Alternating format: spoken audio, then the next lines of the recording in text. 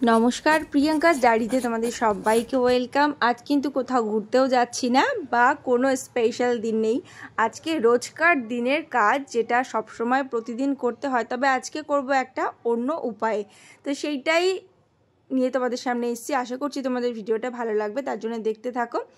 আর গল্পটাও হবে তার সঙ্গে। দেখতেই পাচ্ছ ছেলে স্কুল বেরিয়ে যাচ্ছে, আর ছেলে যতক্ষণ বাড়িতে থাকে ততক্ষণ কিন্তু ওকেই সময় দিতে হয় ওর পড়াশোনার পিছনে। তো যখনও বাড়ি থাকে না, মানে স্কুল যায় যখন, তখনই আমার প্রচুর কাজ করার সময়। আর দেখতে পাচ্ছ আজকে কিন্তু একটা অন্যরকম পদ্ধতি আমি বের করেছি।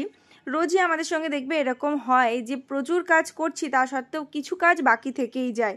তো আজকে আমি সেরকমই ভেবেছি যে আজকে যাতে কোনো কাজ বাদ না যায়, তো সেই জন্য আমি সব কাজ লিখে নেব প্রথমে, যে আজকে আমাকে কী কী কাজ করতেই হবে।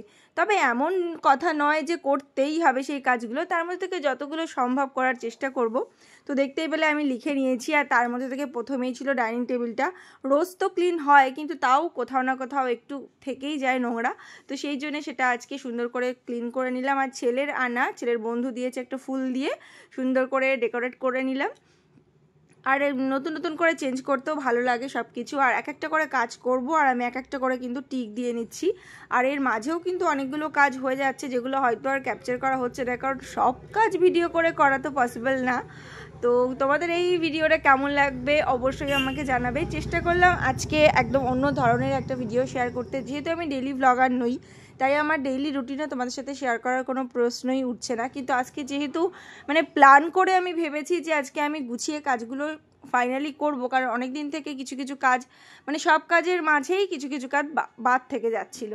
তো সেই জন্য আজকে এই পদ্ধতিটা নিয়েছি এবং বেশ লাভবান হয়েছি। দেখতেই পেলে এক এক করে কিন্তু আমি ঘরটা ঝাড় দিয়ে নিয়ে তারপর কিন্তু এবারে মোছারও কাজটা করে নিচ্ছি।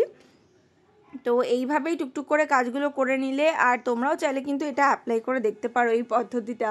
আশা করছি তোমাদেরও বেশ হেল্প হবে। অবশ্য যদি না আমার মতো সবাই ভুলো মনের হও, আমি প্রচুর কাজ করার পরেও লাস্টে এসে ভুলে যাই, উফ আজকে তো এই কাজটা করা হলো না।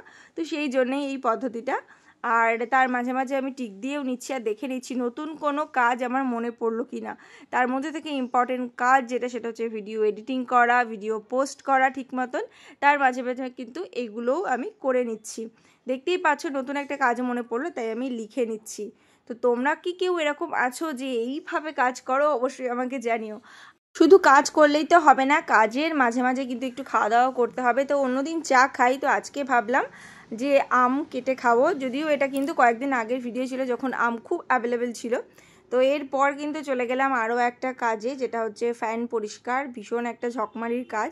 তো সেটা মোটামুটি করে নিলাম।